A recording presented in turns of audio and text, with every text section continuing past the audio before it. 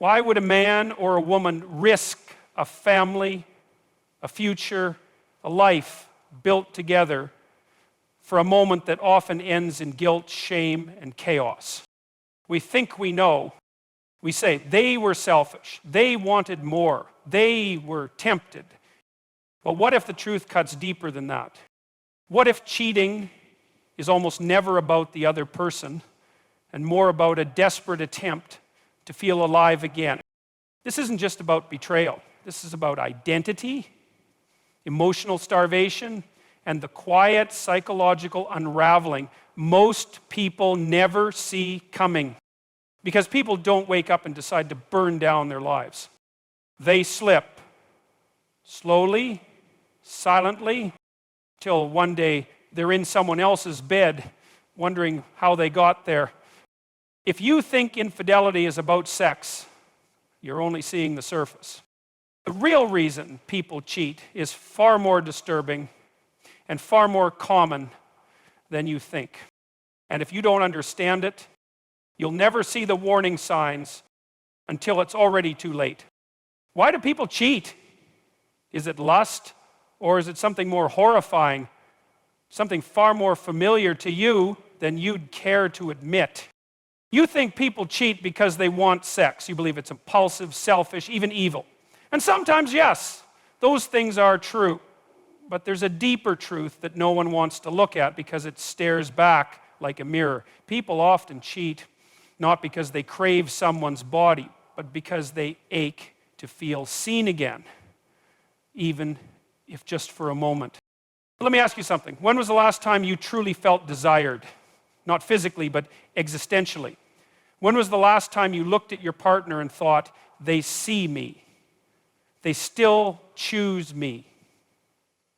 Most people don't cheat to destroy love. They cheat because they feel invisible inside. You want to talk about betrayal? Then start here. Start with the silent betrayal that happens when two people stop truly looking at each other. When the relationship becomes a routine, a checklist, a cage. That's when emotional starvation begins. It's slow, it's quiet, and it's deadly. Now listen, this is not to justify cheating. Infidelity is a rupture in the moral fabric of trust. But if you want to understand it, if you want to prevent it, then you have to be brave enough to admit what's actually happening. People stray because they're empty, not hungry for skin, but desperate for connection, for novelty, for the intoxicating feeling of being chosen again. It's not the affair that's seductive, it's the illusion that someone finally sees me. That's what makes it dangerous. And it happens to people you'd never expect. Strong people, committed people, even loving people. Because love doesn't survive on autopilot. It dies in the silence, in the taken for granted glances, in the unspoken resentments. How many couples have you seen that look fine on the outside, but if you peel back one layer, you find two people who haven't really talked in years? That's not a relationship. That's a shared hallucination. The truth is this: emotional intimacy isn't a given. It's earned every day through presence, through vulnerability, through the courage to say, I miss you, even when they're sitting right next to you. And if you're the one who's been betrayed, I won't sugarcoat this. Yes, it's a devastation, a tearing. But don't let it only break you. Let it awaken you. Because the lesson isn't just about them. It's about seeing what you both stopped seeing and what you might still recover if you dare face it. And you can't look away and say, well, those bad people. And you might still recover. So the next time someone cheats and the world rushes to judgment, ask this: what did they stop receiving that made them forget who they were? And more importantly, what conversations were never had that allowed the chasm to grow? Here's the truth, so listen carefully. Cheating isn't just about who you sleep with. It's about who you stop being present for. And sometimes that person is yourself. Have you ever loved someone and still felt completely alone beside them. That's not just loneliness. That's betrayal in slow motion. It's the erosion of intimacy by silence. And make no mistake, cheating doesn't begin in the bedroom. It begins in the silence of the dinner table, in the glances that no longer linger, in the words that are never spoken. Let me tell you something brutal. People don't cheat because they're evil. They cheat because they feel invisible. They cheat because they're starving for connection and no one is feeding them, not even the person they share a bed with. Now that's not justification, it's a warning. We live in an era where we're more connected than ever. Our devices ping, our screens glow, but emotionally, we're desolate. We don't talk. We don't listen. We coexist. And somewhere along the way, people start asking themselves, does this person even see me anymore? You know what happens when someone feels ignored long enough? They stop complaining. Then they stop hoping. And eventually, they start looking. This isn't about lust. It's about recognition, about someone, anyone, finally seeing the part of you your partner forgot existed. But here's the tragedy. Most of that emotional neglect isn't intentional. People get busy, tired, numb. They assume love is automatic after commitment. It's not. Love is maintenance. And when you stop showing up emotionally, the relationship doesn't stay neutral, it decays. How many of you sit beside your partner every night, saying nothing, scrolling through someone else's highlight reel, while your own relationship rots in real time? Let's not pretend this is rare. It's epidemic. And here's the terrifying part. The person who cheats might not even want someone else. They just want to feel again. They want to feel wanted. And if their partner won't offer that, someone else will. So what's the answer? Presence. Emotional engagement, courageous conversation, saying, I miss you, even when they're right in front of you. Risking vulnerability before resentment makes it irrelevant. Ask yourself, when was the last time you looked your partner in the eyes and said, you matter, I still choose you? Can't remember? That's where the betrayal began. I've seen couples fall apart not because they stopped loving each other, but because they stopped expressing it. Love isn't something you feel, it's something you show consistently, especially when it's inconvenient. And if you're the one drifting, feeling neglected, don't let silence become your poison. Say something, speak before you speak to someone else. Now listen, this is hard. It takes work. It takes confronting the emotional distance that most people are too scared to name. But the alternative is watching something sacred die while pretending it's fine. Let me leave you with this, and don't forget it. People don't fall out of love, they fall out of attention. And the minute you stop noticing them, someone else will. That is the moment betrayal begins. What if I told you that some people cheat not because they're confident, but because they're broken? What if betrayal isn't always arrogance, but desperation? You think it's about power, you think it's about temptation. No, so often it's about insecurity, deep, raw, hidden, the kind that no one sees because the mask is too convincing. No, people don't wake up one morning and say, today I'll destroy everything good in my life. No, that's not how it happens. It begins with doubt, quiet, persistent, a voice whispering, you're not enough, you're not desirable, you're not lovable anymore. And here's the tragedy. When you believe that long enough, you go looking for evidence to the contrary. You want to silence the voice. Not through therapy, not through honest reflection, through proof. And that proof, that often comes in the form of another person who sees you, wants you, at least for a moment. But it's counterfeit validation.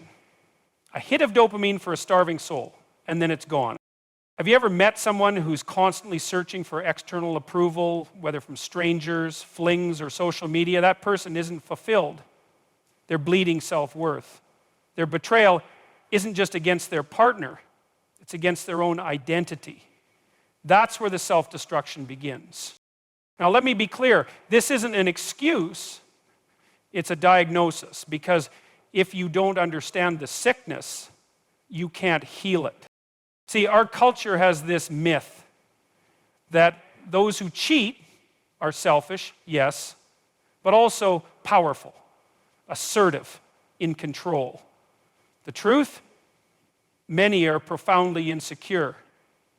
They're chasing affirmation because somewhere, somehow, they learn that their worth is negotiable, that it has to be earned again and again through performance, charm, seduction. But that kind of worth isn't real. It evaporates the second someone looks away. And then what are you left with?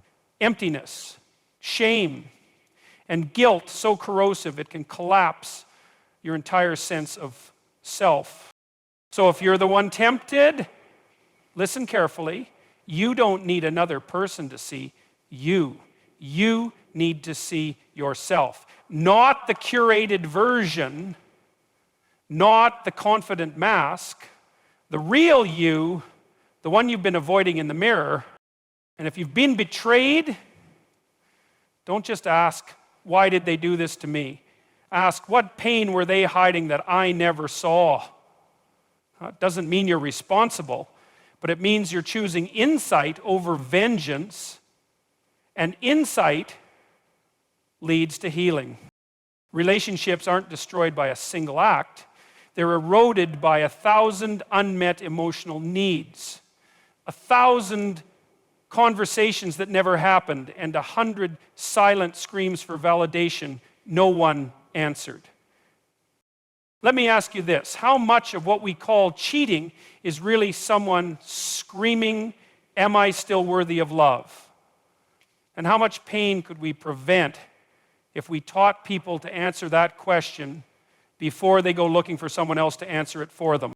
Here's another truth. If you don't believe you're enough, no amount of attention will ever convince you. But if you do, no temptation will ever move you. What do you do when you feel like you've lost control of your own life?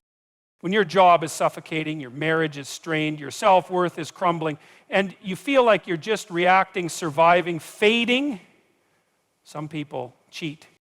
Not because they're evil, not because they want to hurt anyone, but because in a world where everything feels like it's spinning beyond their grasp, they want one thing, one damn thing they can command: control. It's not about lust, it's about power. It's about the illusion of choice in a life that feels dictated by pressure, failure, disappointment. The affair becomes the rebellion, the desperate whisper, I still matter. I still have power. I'm not just a cog in a machine. But let's get this straight, that control is counterfeit. Because real power, true agency, is the ability to master yourself, not sabotage your integrity. And there's no courage in hiding. There's no strength in betrayal. That's just weakness dressed up in fantasy. And yet, don't be so quick to judge, because we've all felt powerless. We've all screamed silently into our pillows thinking, I don't know how much more I can take. We've all faced moments where life feels like it's cornered us and no one's coming to rescue us. So what happens? You start looking for an escape hatch. And cheating, it offers a twisted form of escape.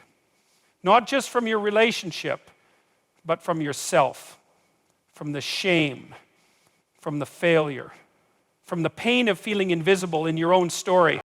But here's the brutal truth. You cannot cheat your way out of powerlessness. You cannot lie your way into self-respect. And this is where the pain turns into potential. Because the feeling of powerlessness, that isn't your enemy. That's your signal. It's telling you something's out of alignment. That you've handed over the reins of your life to fear, to comfort, to silence, and now you're trying to steal them back through destruction. There's a better way, a way that requires actual courage, the courage to face your problems, not run from them, to sit across from your partner and say, I'm drowning and I don't know how to fix this. That's power. That's control. Not secrets, not deception, but truth. So ask yourself, are you trying to control your life or just control the pain? Because if it's the pain, let me warn you, pain doesn't negotiate. You either confront it or it consumes everything. You pick. You lie if you exist. Your future, your marriage, your soul. And I'm telling you now, there is no empowerment in betrayal.